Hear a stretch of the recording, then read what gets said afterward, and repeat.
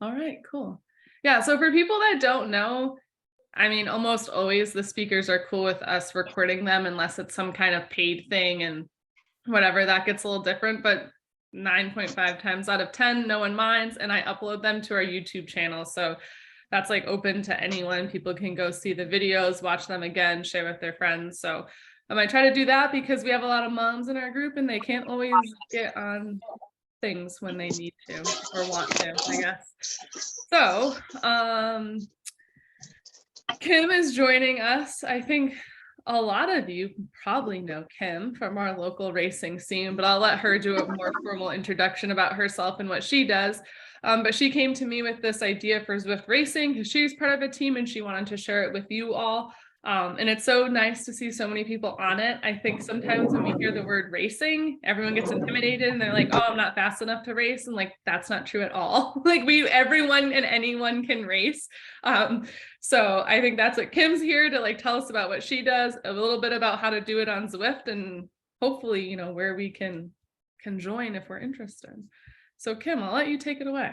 Yeah, absolutely. So I'll just give you guys a little background on me. I actually started as a triathlete about, oh God, this is, we're going to require some math, like 14 years ago. So I did triathlons of all distances and I retired in 2016 because I realized I only liked 1/3 of the triathlon, which was the cycling part. So then I translated that into bike racing. So I do road races, crits, time trials, cyclocross. Pretty much the only thing I don't do is mountain bike. So, and just, you know, through the nature of the winters that we live in, I've always done some kind of indoor training. And now that we have cool things like Zwift, it's gotten a lot more fun. I was actually a beta tester for Zwift. And when I first tried it, I was like, I don't know. I don't get it. I got to do my workout. This really doesn't add anything for me because I just needed to do intervals or whatever. So it took me a while to kind of embrace it. And I think they made changes over the years, improving it and making it more like in real life, right? So they added the group rides, they added workouts, they added Zwift Academy, they added racing. So I think it's come a long way since then. So then now I'm like a full-on Zwift nut. So like this is fun for me. So you know, feel free to ask questions. I'll probably talk really fast because I'll get excited, but you know, put questions in the chat. I think Hunter, you'll probably keep an eye on the chat, and actually because I have 2 screens, I can keep an eye on that as well. You know, there's no dumb question. I think I have an assumption that you're at least familiar with Zwift, and this will really focus on Zwift racing, but if you have any questions that are a little more basic, feel free to chime in. So I'm gonna attempt the screen sharing.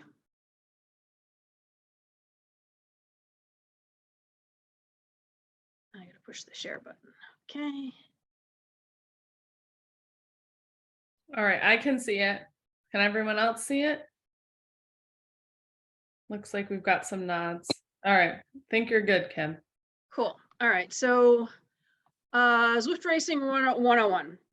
So there's, like I said in the intro, there's tons of races and events on Zwift, but tonight we'll definitely focus on the basics of individual races versus like team races or TTs.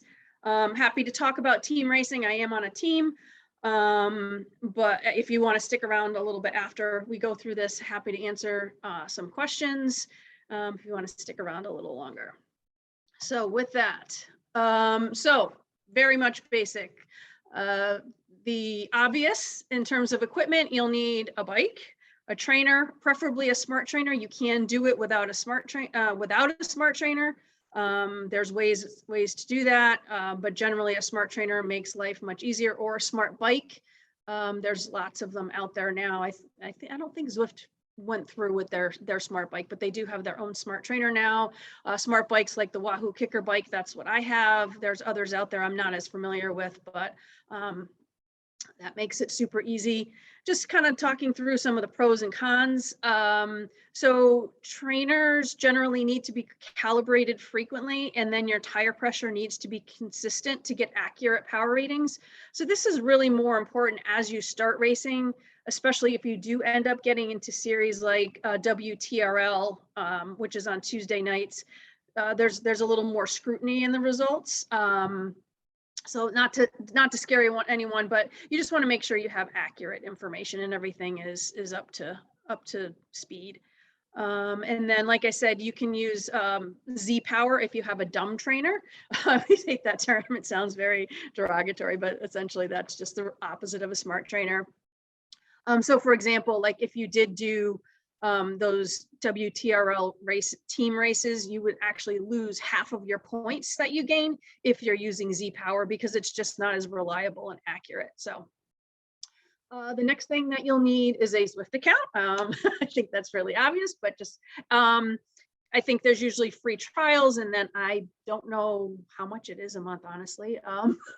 It just keeps getting built. And then you'll need like a PC. That's got some good graphics cards, preferably an iPad or Apple TV. I run Zwift on Apple TV, which for me is super easy. And there's some pros and cons to that as well. It generally works. I've only had maybe 2 issues. That generally, as I go, my theory is always when in doubt, reboot. So it's always worked pretty seamless. So that's what I run. And then some of the things I have listed here in italics are kind of like, these are nice to haves. So the Zwift Companion app is an app that's on your phone that you run simultaneously while you're using Zwift on whatever it is that you're running it on. So say, for example, I'm running it on Apple TV. So I actually bought a mount for my indoor bike for a phone. So I've got the Zwift Companion app running on my phone. So the thing about the Zwift app, what you can do with that one is you can give people kudos, which is lots of fun. Hit the ride on, the thumbs up button. You can hit your power-ups with the app. You can message people if you're if you're multi-talented and can type while you're riding. So there's really a lot of cool things that you can do on the Companion app while you're riding. The other thing that's great to have is a heart rate monitor, and similar to like the power source, you do lose points in some races if you don't have a heart rate monitor, just because they're trying to make racing as fair as possible. And there actually are, just like there's doping in real life, there's all kinds of doping on Zwift, which is crazy to me. But people, maybe I shouldn't tell people this, but there's weight doping. Like if you adjust your weight, like hell, I'd like to lose 30 pounds. I'd be a much better climber. I could change that very easily.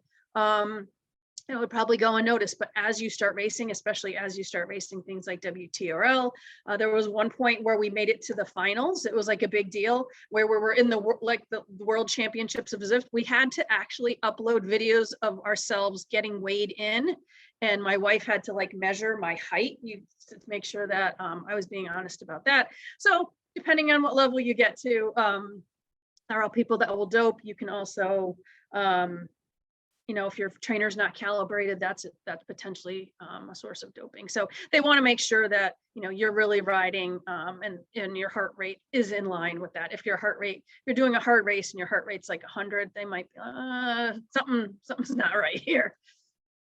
And then another account that you can set up, and this is free.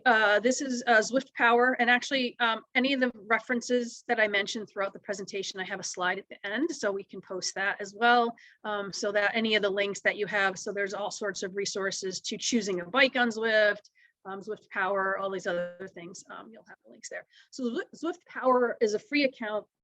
It basically is separate from Zwift, but it's where a lot of the power and result data gets fed into. And that's where sometimes the real results happen.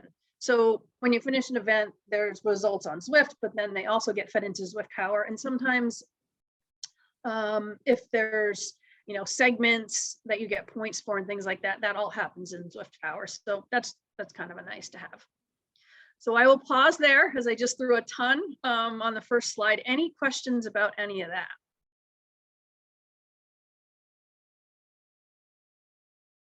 All right.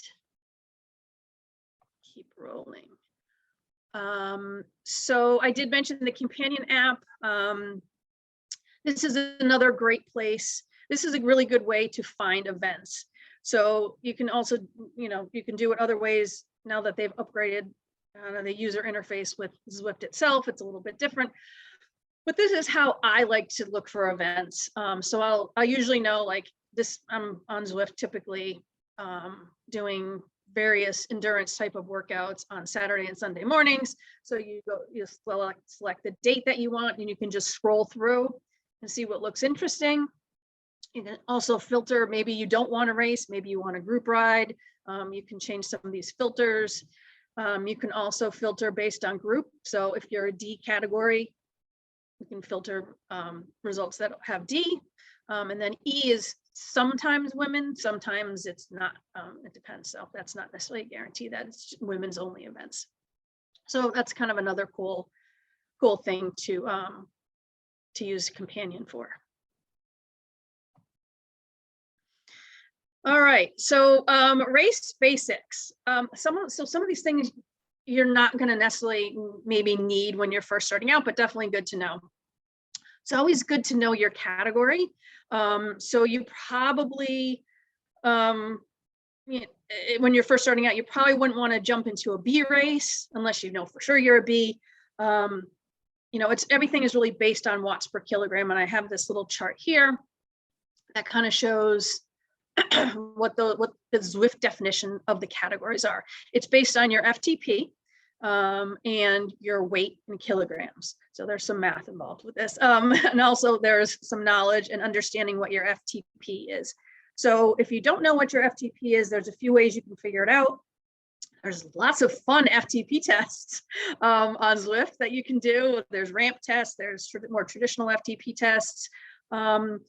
Other hard efforts, or you can just race, right? So you can take a guess, maybe start at D, maybe try some rough math, and then just see. And then I think it's after 3 races, Zwift Power will assign you a category.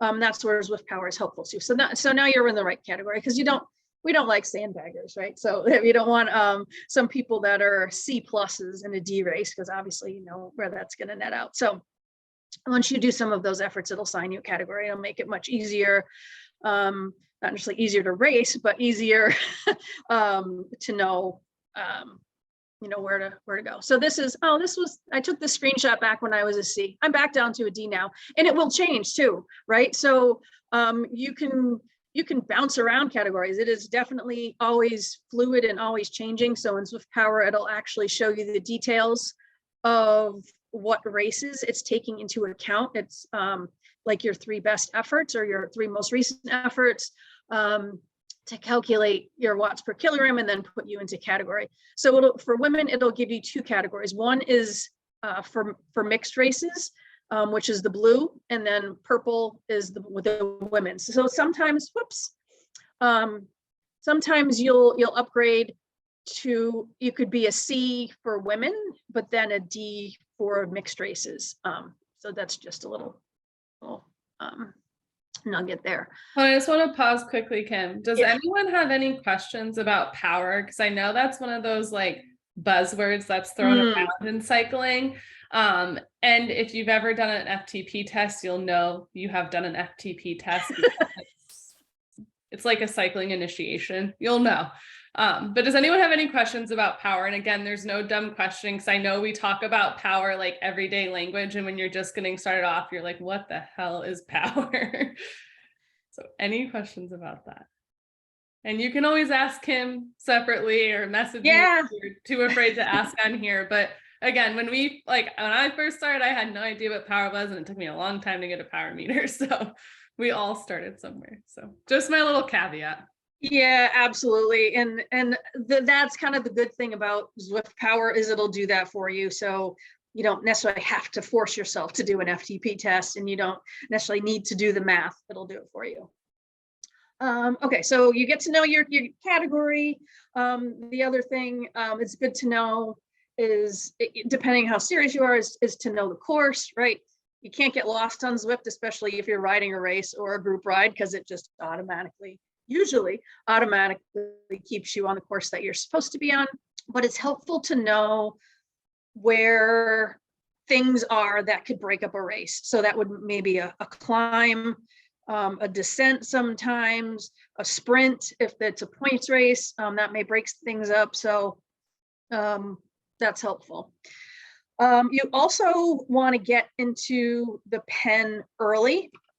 And then again, this isn't super important, but basically, if a race starts at 7 o'clock, you can get into the pen at 6:30. So if you log into Zwift, you go to the event, it puts you in the pen. The earlier you log on, if you log on as soon as they open the pens, which is 30 minutes before the event, it puts you in the front row, which is a good place to be, right? Because if you're in the back, just like in a real race, you can sometimes get caught behind slower people, and then it kind of screws you up. So starting in near the front is good. This is probably one of the most surprising things, and it takes some getting used to. The starts are fast. The starts are really fast. Like you probably can't go out too hard. You actually need to start pedaling before the banner drops, or before, you know, the clock counts down. So there'll be a clock at the top and it'll go 5, 4, 3, 2, 1, go. You need to be pedaling and at significant power at that point, so that your avatar takes off, because that's what everyone does. It's going to hurt in the very beginning. It's going to really hurt. It's going to be like, what the heck have I gotten myself into? This is a D race. What is happening here? It will slow down. I don't know when it'll slow down, but it will slow down. It'll slow down fairly quickly, right? So everyone's off. They're trying to create that front group. If you're not in the front group, it's not the end of the world. It's not the end of the race, but I always try to get in and stay with the furthest to the front group that I can, generally aiming for the front group. So I will kill myself in the beginning of the race and just hang on and hope and pray that it slows down soon. And then eventually it'll come down to like a reasonable pace for a D race. And then, you know, then the race kind of keeps going from there. So once you're in whatever group you're in, draft. That's super important. Actually, I'm gonna just go to this slide because you can see this is a great example. So just like in real life, it cuts the wind resistance. There's no wind in Zwift, but drafting behind people definitely helps. You don't always have to be directly behind someone in Zwift to draft. So it's you can be on the side of them, but the way to tell that you're drafting is if your avatar is sitting upright. So this is me here in the ATP kit. My avatar is sitting up. This dude's sitting up. See all these guys that are hunched over? For whatever reason, and this is where this gets challenging, right? Because you're like, oh, I can't control that all that much. These guys are not drafting. So they're in the drops, they're not drafting. So they're working harder. So I don't know which name is which, but this dude's putting out more power than me. So, you know, that could be a factor. You can't, the caveat to that is that if you're on a TT bike, which they don't draft for the most part, or a Tron bike, which is those cool glowing bikes, your avatar doesn't ever move. So their position always stays the same. So you can't tell on a Tron bike if you're in the draft or not. Does that make sense to everyone? Everyone know what a Tron bike is? It's this logo, in this case, it's this glowing blue one. People have different colors. So you won't have the benefit of knowing when you're I actually stopped using my Tron bike so I could see when my avatar is sitting up. My avatar is sitting up, cool. I'm drafting. I'm benefiting from that, and I'm working less than everyone else. So for example, if you're in that draft, say your group is pushing, you know, like, all right, this guy's doing 2.6. Well, I only have to do 2.1. I mean, obviously weight is also a factor in that, but you know, someone else in front of you has to be working harder and you're kind of chilling. It takes practice, right? Because it's essentially Zwift is a combination of a game and cycling. So there's certain elements that are the game. So there's something in the chat. Any questions? So the question in the chat is it okay to use my triathlon bike on this, not my road bike? And that's from Kate. Are you talking a real bike as opposed to a virtual bike?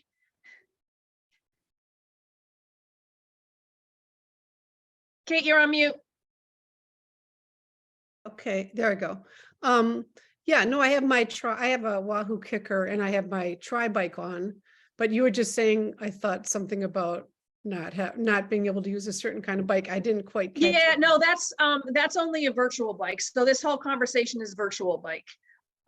Whatever your real bike is it doesn't matter.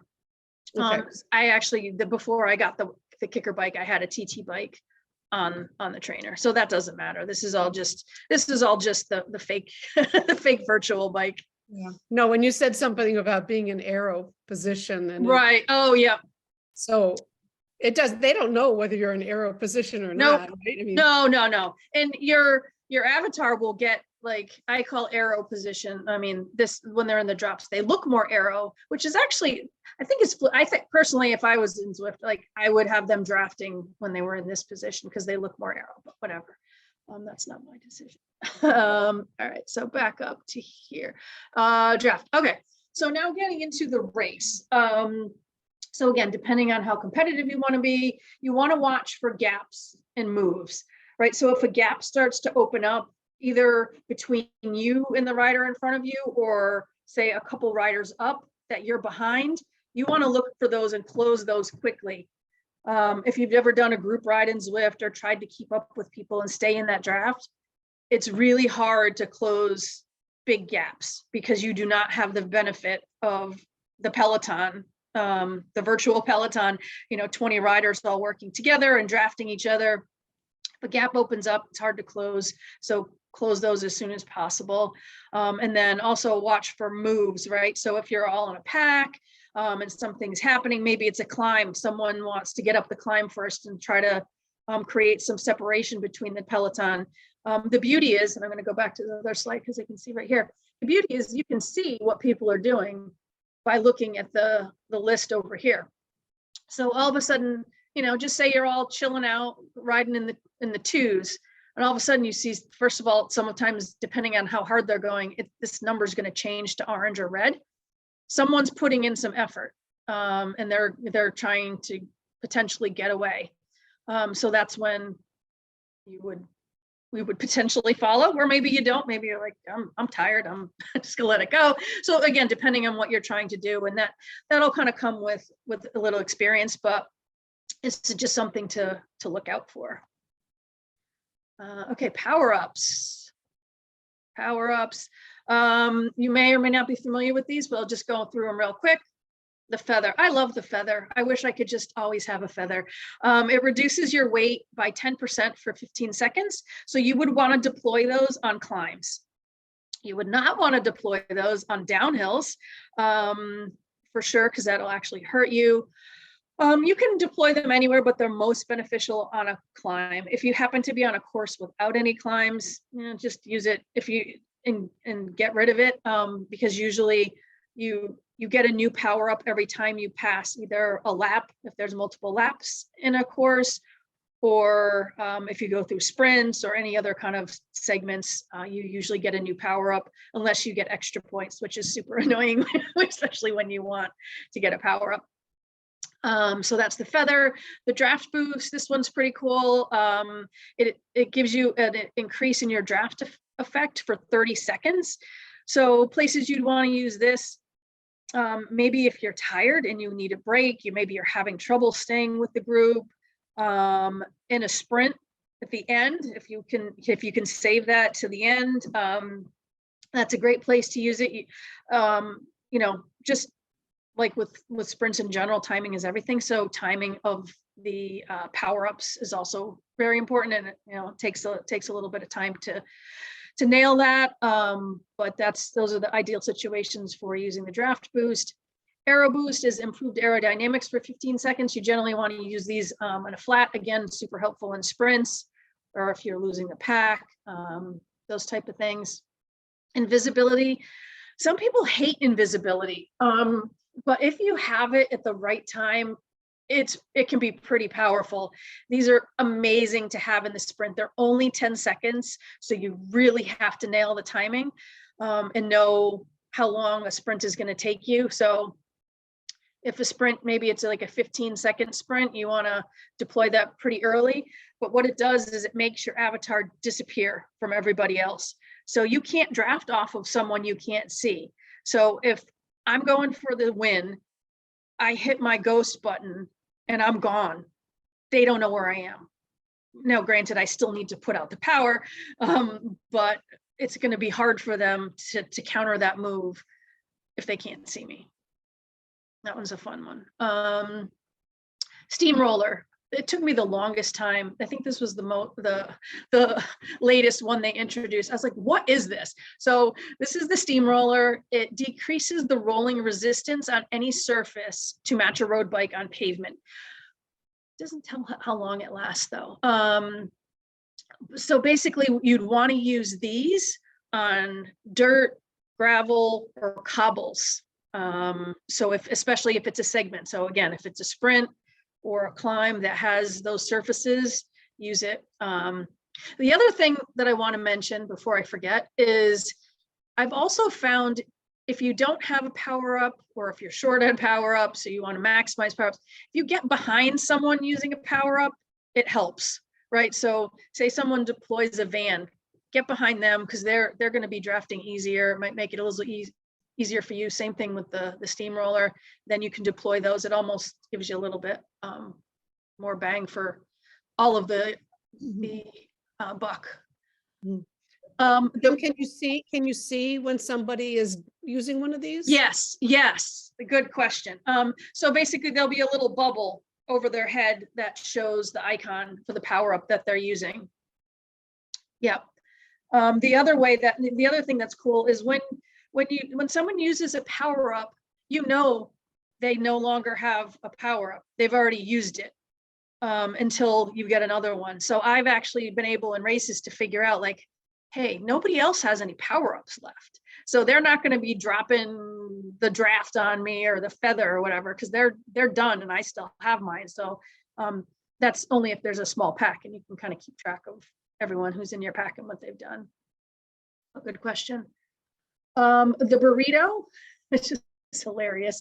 It prevents drafting in an area around the Zwifter. We kind of talked about, you can draft a little bit on the side or right behind. So if I drop a burrito, then whoever's behind me can't draft. So that's another good time for me if I want to try to get away, or if I'm sprinting, that's another good time. And then the anvil, I do not need this, but a lot of people do, especially women, is it makes you heavier. So if in real life or even on Zwift, you've noticed you get dropped on descents, this will help you. I see someone's got a hand up, Melissa. Yeah. Melissa put a question in the chat too. Is it the same question, Melissa? Same question. I feel ridiculously stupid. And I finally got my my Zwift actually working in the basement tonight. I think you're good luck. But yeah, Zwift thinks I'm a guy. I don't know what to do. In what sense? Like It's trying to give me a male avatar. Yeah, I would just go into, I'm trying to picture it now. When you first go in, there should be like profile. You know what, afterwards I'll go into it and see, because I until I do it, I don't know where it comes up. But it probably just, maybe it clicked M by accident at some point. Because I'm like, why is this? Is that through the actual program or through the companion app? I think you have to go through the actual program. It's probably on the first screen, or if you're like on a desktop and you go log into your Zwift account, that's probably a good place to check that too. Because usually I'm just trying to picture that screen. It's got like your name, your weight, your age, your estimated FTP, your country, like it's got all the basics in there. I would think that's where it would be. So maybe, you just hit the wrong button. I think I Nina put in the chat to check your sex on your profile. If it is male, you can email them. They will give you a hard time, but be insistent. They will do that only once. Okay. Thank you for the help. I will call them.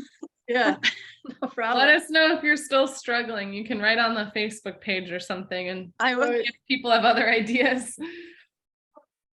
Yeah, Kate. I'm not doing it to legally have any. Oh, it did. So this doesn't just happen to me. This is good.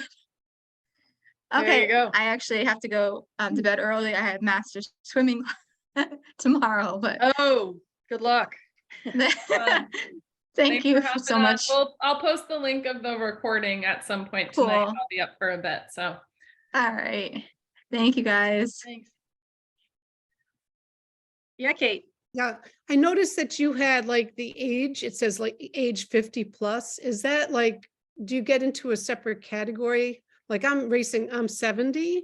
And I mean, do they have like, is that the oldest category is 50? I mean, No, people- I don't know. They don't use that a ton. I don't see a ton of age specific races. There was a women's like master series.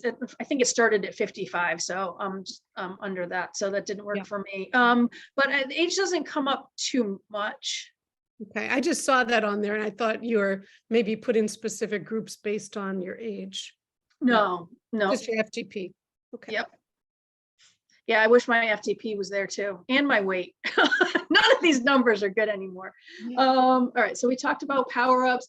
So just in general, you want to give it time. Like I said, it's fitness, it's a game. It's technology, right?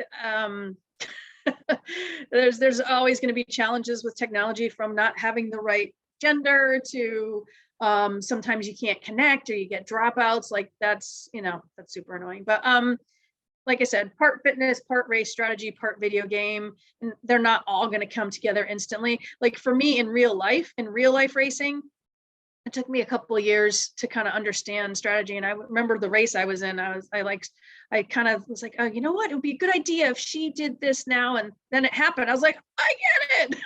So same thing with Zwift racing. Find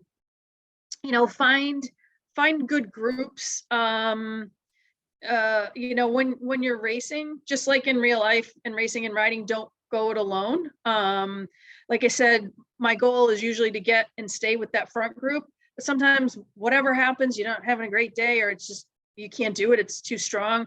There'll be other groups. So just try not to ever race alone. I think probably the caveat to that is it's a super hilly race. You find it gets really, really strung out. And then the draft really doesn't help you. That's another good note on the draft. I think if it's over 4%, it's very, very minimal, the draft benefit that you get. But find friends. There's always going to be someone to work with. Even if it's you and one other racer in a race, that person is your best friend until they're not your best friend, right? So if I'm in a race with someone, as long as they're pulling their weight, they're doing their share of the work, right? So you want to make sure you're taking turns pulling, just like in real life. You don't want to just stick someone on the front, and you certainly do not want to be on the front the whole time and then have them sprint and beat you. So you want to make sure you're sharing the work. And then obviously if you get to the end, that's when, like I said, they're not your best friend. Now you're sprinting against them. But if you're just pulling them along, then I would say try to drop them, put in a big effort and try to get away, because they're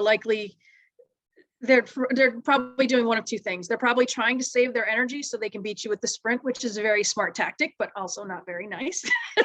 Or maybe they're just gassed. Maybe they're doing the best they can just to hold on to your wheel. And maybe you have sympathy. It's up to you.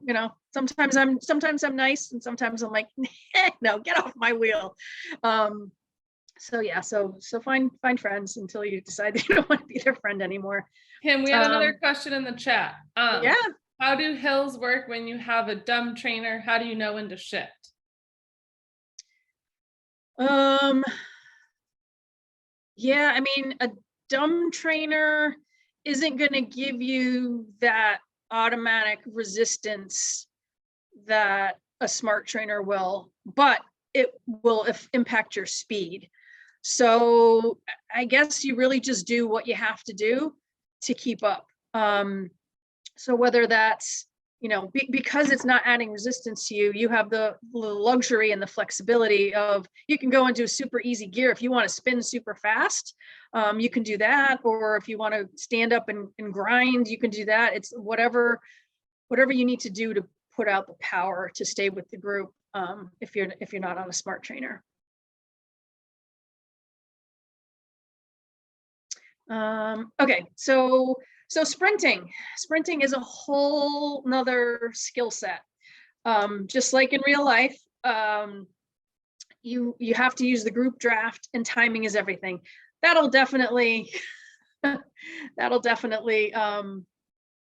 know, take some time. So don't get frustrated with that. And honestly, every race is different. It depends when other people go, right? Because sometimes, and you also need to know your ability, and how long you can sprint. I know that I'm better at short sprints. So I like 15-second, like 20 seconds and less. If it's 30, 45, I'm like, ooh, yeah, I'm gonna wait as long as possible. So typically, you know, you try to wait for other people to go, and you try to jump on their wheels and draft, and then put out power to pass them in the end. But again, it's another skill set, and kind of getting to know your strengths and weaknesses. All right, so we talked about drafting, talked about power-ups, bike selection. So this is fun. So this is like your virtual bike shop.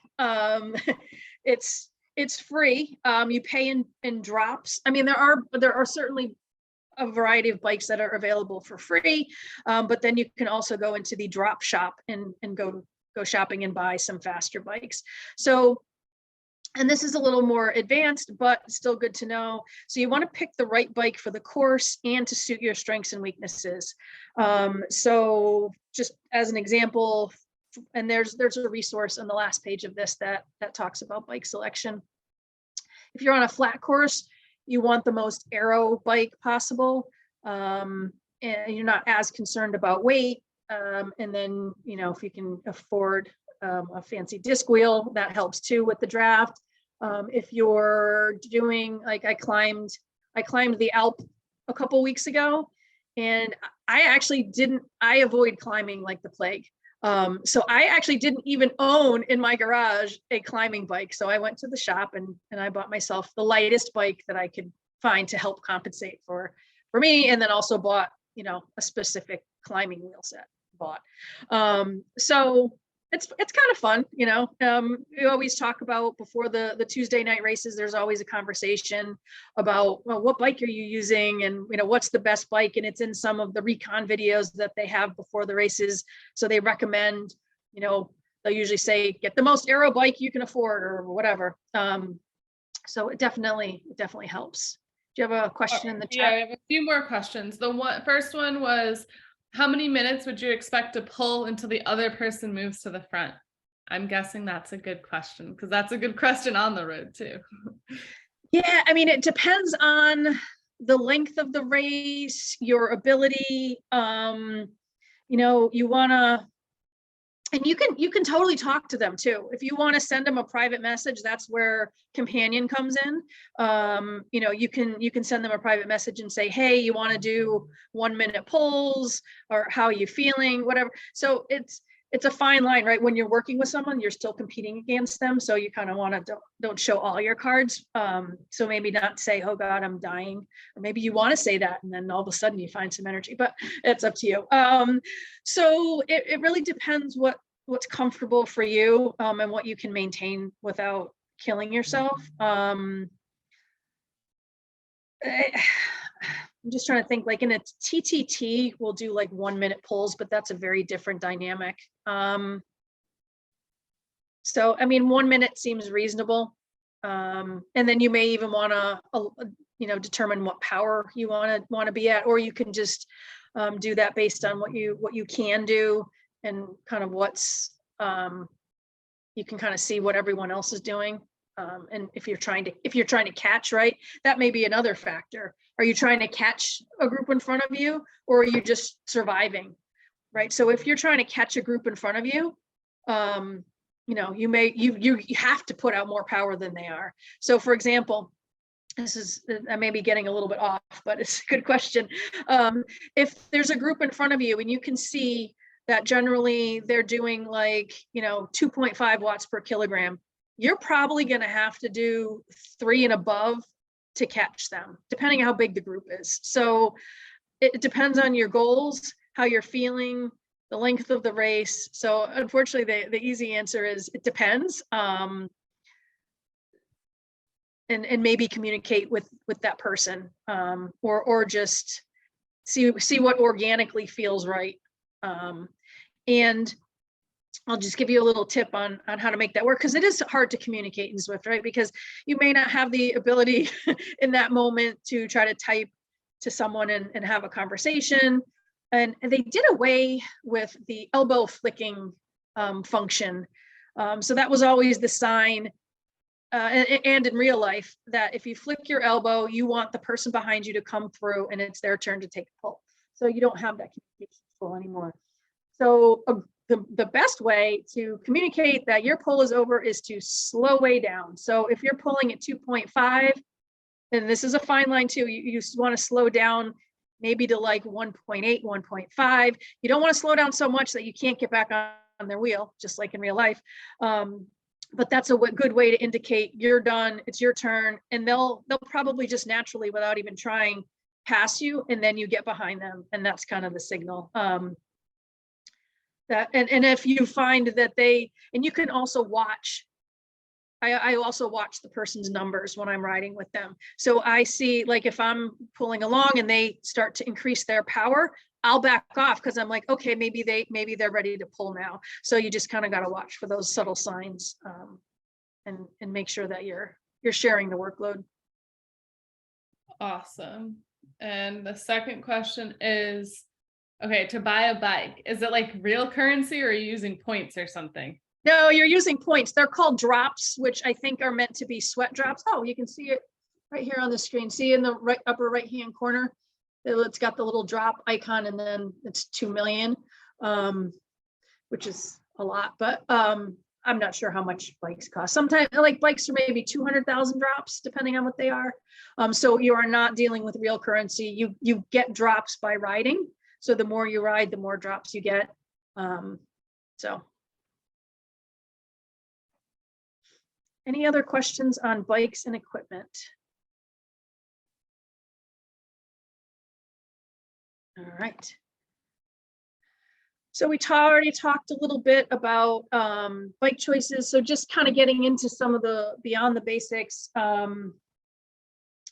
So there's obviously the races that are readily available and open on that companion app, on that screenshot I showed you. But they also sometimes have different formats for races. So they'll have points races or series, where, your overall standings, just maybe like a stage race, or where your overall position across, maybe it's several weeks, factor in, and there's like an overall winner for a series. Points races, like the races I do on Tuesday nights for WTRL, you get points for how you finish in segments and KOMs. And then the winners really are based on points versus finishing position. So just because I may win the race, but I may not win the race, if that makes any sense. I may finish the race first, but I may not win the race because someone else has more points than me. Hopefully that makes sense. So some of the race series, WTRL, there's and then so with WTRL, it's all team races, so you would need to be on a team. There's thousands of teams across multiple time zones across the entire world. It's I don't know how many, there's hundreds of teams, maybe more. It's huge, and it's super fun. I enjoy the team racing more so than just signing up for any other race, because I like the team aspect. So there's that. And then the other thing in terms of more advanced is, if you do decide to do some team racing, then it's fun to hop on DuBord, which is, if anybody has kids that are gamers or gamers themselves, that's what they use to chat while they're playing their games. So same thing here. So you can kind of coordinate things, especially important in the team time trials. You want to make sure, you know, you're keeping track of the rotation and communicating with your teammates to say, I'm tired, I can't take a pull, I'm going to hang out in the back, or whatever. It just makes it more fun, more like in real life.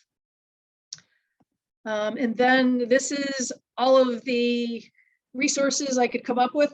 There's probably more for anything that you do have questions on after the fact. You can probably do a search and find tons of videos and resources. Zwift Insider, hope that's on here.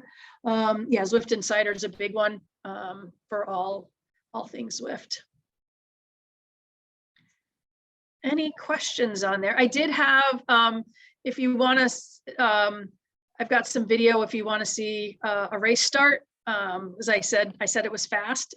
This would kind of, but I first I want to see if there's any questions.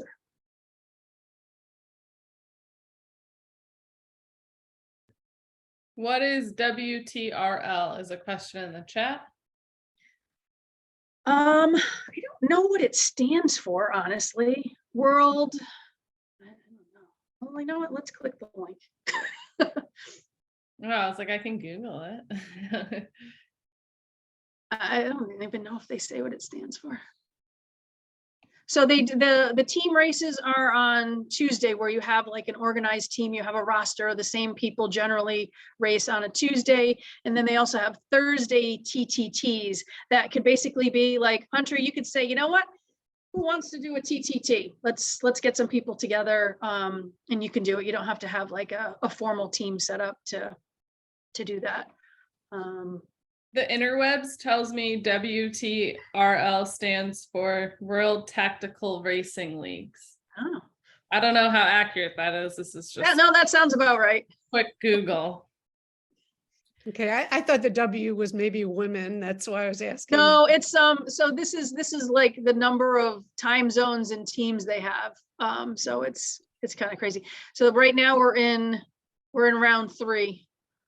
It starts tomorrow. It goes to February 14th, and then they have more breaks than they used to in the past. I don't necessarily like all those breaks. I feel very lost on Tuesday nights. I'm not racing. All right. Let's see if I got this queued up. All right, we got another question. So Yeah. Z Power is the regular Zwift app. You mentioned that they might assign you a group based on the power you were putting out while racing. Yeah, so this is going to be super confusing. So there's Zwift Power, which is that website I told you. Let's see, do I have that on here? Hold on, mouse is.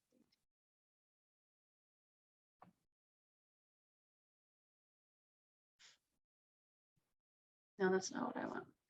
That's the wrong link. No, that's not necessarily the wrong link. It's so there's Zwift Power and there's Z Power, which unfortunately sound really close, but they're different. So Zwift Power is just a website that keeps track of races. Just gonna go to my profile. And it'll assign you, yeah, so you can see now I'm a D. Eventually what it'll say is it'll say almost C. Like, you're not there yet, keep trying. And then it also encouragement. Right, like you can do it.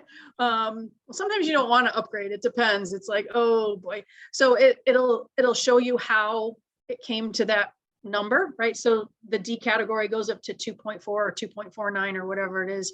So it uses your best 20-minute power and then takes 95% of that. So kind of swagging your FTP.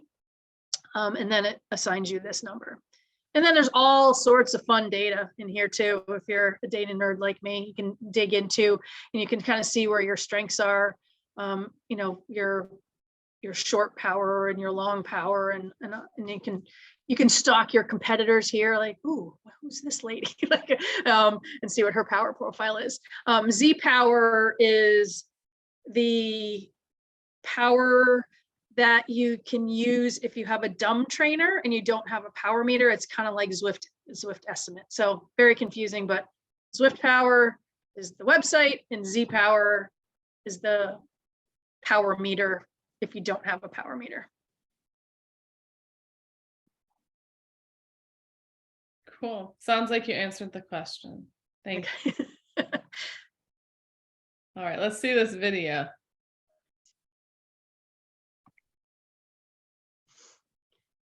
And there's also people that actually do live streaming of on Twitch while they Zwift race. And so they've got like major setups. I can't figure out how to do it with Apple TV. So I'm like, I don't need to do this. I don't need people to see me while I'm racing. All right, so I'll just show the beginning of this. So you can see her power, where her power is. Now, when I said you can't start too fast, she actually did start a little too fast because she's like way gone. And then you can see it come down, relatively speaking. And this is a C race. So everybody kind of comes back together.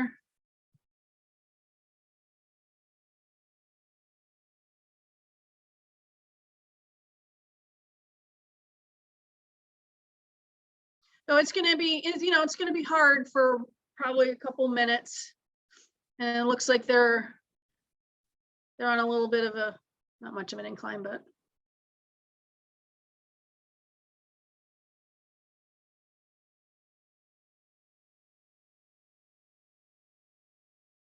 And they now it's. So you kind of like settle in a little bit. So maybe like the first minute.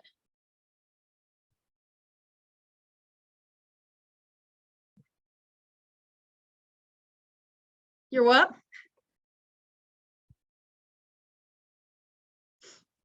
One thing I want to say before I forget, is it just popped in my head. Does everyone know what super tuck is?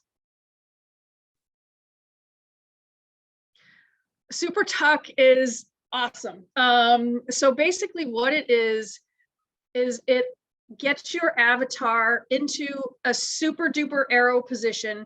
So if you watch professional bike racing, the pros used to get down on their top tube and get into a really aero position. They outlawed it now, but it's essentially kind of like that. It's not exactly like that, but it's whatever your avatar does. So there's a couple things you need to get into super tuck. You need to be going more 35 miles an hour or faster, and you need to be on a descent of more than 3%. But when you stop pedaling, and when those are in place, you stop pedaling, you get into the aero position and you'll pass people that are actually pedaling. You actually want to do that whenever you can, especially in a race, because you might actually get dropped if you're pedaling and they're not, just because of that. And it gives you a rest, right? If I know, and this goes back to knowing the course, if I know there's super tuckable descents, I will actually pedal harder getting to that, to get my speed up to that 35 miles an hour faster, and then I can stop pedaling and then just let the bike do its job. It can be hard if it's kind of rolly, right? So if it's there and then it's not, and then it's there and it's not, that makes it a little bit harder. But especially if it's just constant, you almost have to super tuck, because if everyone else is doing it and you're not, you're going to get dropped. when we were doing any team races and we were on Discord, whoever got to that point first, super tuck, just to make sure that everybody coming up knew that, because sometimes you forget, you get in the zone and you just keep pedaling and it's like, oh man. So I think that's all I had. Happy to, if you want to talk more about the team racing, that's fine. If you want to ask any questions, anything that we went over too quickly or whatever, I talk about Zwift racing all day. So whatever you guys want, or we can cut it. Kate, you're on mute. in between your Tuesdays, are you just like doing workouts on here? I've been trying the different freebies, like I've done the Wahoo and the Ruvi, and I haven't signed up for Zwift yet. So like, do you just ride other days just by yourself, or are there other things to do? Yeah, I mean, it depends. I have a coach, so I do what she tells me to do generally. But yeah, I mean, it depends what your goals are, but I would say generally it's more fun to ride with people. So I will generally look at what I'm supposed to be doing. So say, for example, I'm supposed to do zone 2. I know what power zone 2 is. I know, you know, maybe if I have to do something a little bit harder, maybe I need to do a C ride for my endurance or something. So I'll look for a ride that fits what I need to do. But If they're you're not, but they're not races. they're not always races. No, I'll do like group rides. And I'll do another thing that I really like, and it also gives you more drops, is riding with pace partners. So it's like kind of like a group ride, but it's just like with a leader that's they kind of look like a little ghost, right? So I'll ride with the yellow pace partners sometimes. They're the D pace partners. And see, there's a range between, I don't know, 1.1 watt per kilogram and like 2.4. So say I'm doing a recovery ride and I need to ride easy. Sometimes you get into a ride and maybe it goes faster than you planned, or there's hills or whatever. You do the pace partner, it's literally a robot. You just follow the robot and all the other people following the robot, and it's very consistent and predictable. So you can do that. I do that a lot on recovery days.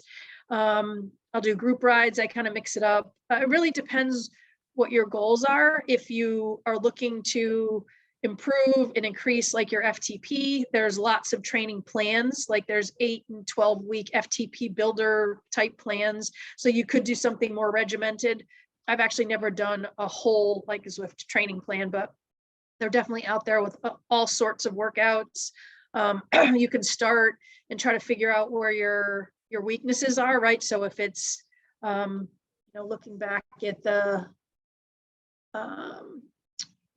looking at your power, right? So I don't know, maybe my 20-minute looks a little low in comparison to the other one, or maybe my 5-minute.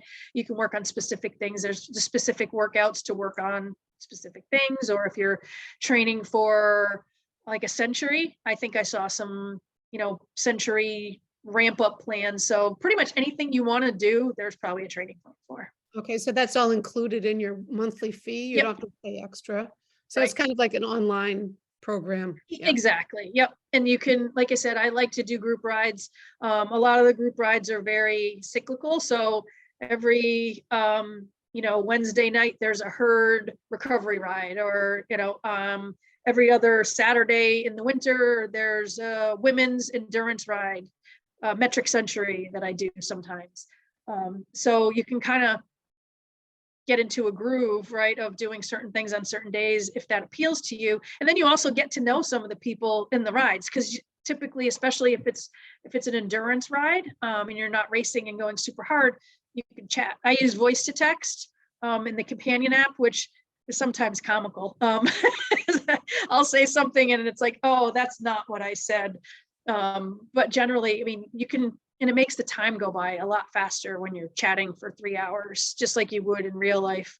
And I don't think I mentioned this because this kind of goes with just general Zwift knowledge, but a couple of things that are important are fans and hydration, right? Especially depending on where your pain cave or your bike is in your house. I think because you're not fighting the wind and you're not outside, I tend to drink less inside, but I'm still sweating a lot. So just kind of a afterthought, that's a consideration. All right, we got another question in the chat. Can you recommend the best beginner D race?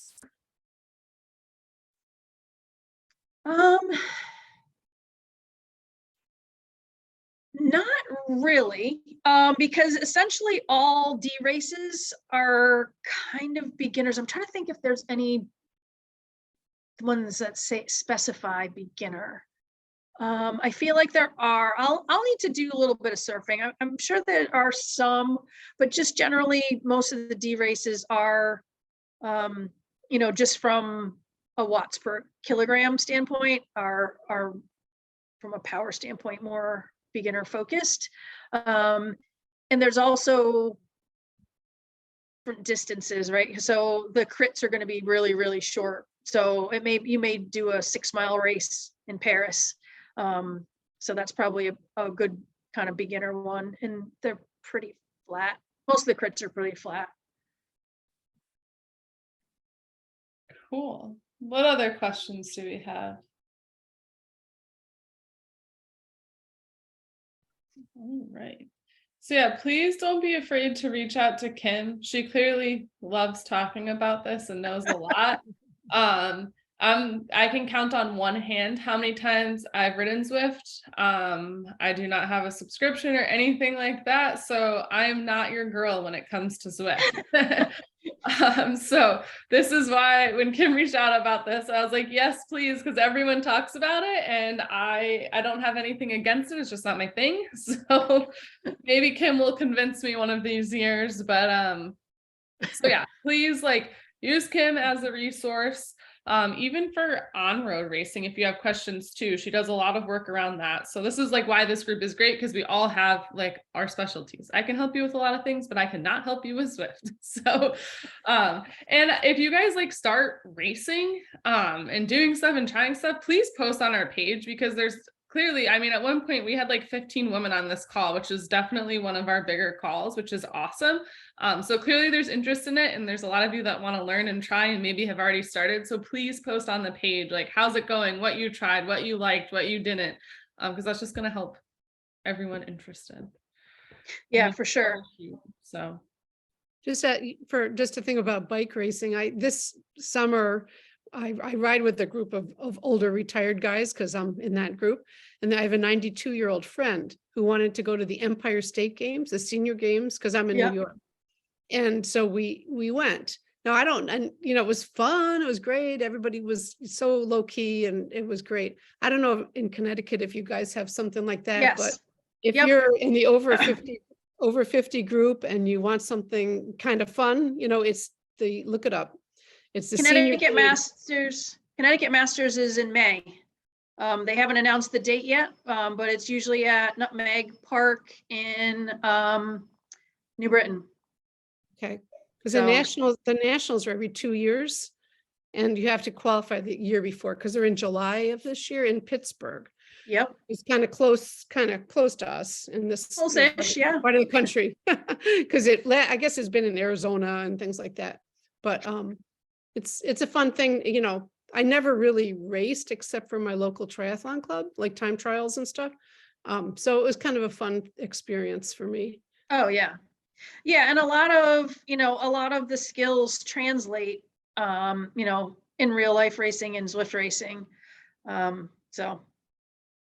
But without, there's obviously benefits to Zwift racing too. Mm-hmm. Thank you very much. Yeah, no problem. Yeah, and definitely, just, you can message me on Facebook if you come up with any questions, or even if you're having trouble, with something. I might not be able to answer all the questions without, being there, but hopefully the woman was able to change her avatar to the appropriate gender. But awesome. Cool. Well, we really appreciate it, Kim. Thank you. I hope you get some more buddies on there, and again, let us know how it goes. And if you get really into it and want to do more with it and lead a ride for the group, let me know, because again, I'm one human. I can only do so much, and I don't have Zwift. So hey, wait, quick question, Kim, can we look you up on Zwift? Do you go by your real name, or do people, it looked like people had fake names? no, I think I have my regular name. Yeah, I think it's just K.DuBord, because they don't put your first name. Yeah. And I just wonder if you want to find people, if there's a directory of how to find people or something. Yeah, no, I think you can probably do a search for Zwifters. Okay. My picture's there should be, so you'll be, if there's any other Kim DuBords, then then we'll know. Yeah, and then if you're, if you're interested, if you decide you're interested in the league racing, I can point you, all the resources are there. So I'll send that document. Maybe I'll make it a PDF or something and send it to Hunter. So you have all of that, those resources in the links. Cool. Well, thank you so much. you. Good luck with your races this week, Kim. Thanks. Yeah, tomorrow's going to be rough because I had a rest week and I did a ride tonight and I was like, oh, this is not going to be good. I know Jane in our group did an FTP test. I think it was last week, and she was like, oh, this is definitely an off-season FTP number. Yeah. It happens for sure. Yep. It was good seeing you, Kim. I was seeing Kim all the time when we were racing cross, but then winter happens and we retreat to our homes. So Yeah, here we are. here we are. All right. Well, thanks everyone for joining. Thanks, Again, everyone. reach out to Kim Thank if you have questions or post on the page, and hopefully we can help you out. Thank you. Have a Thank great you night. so much. Thank Thank you. you. Bye.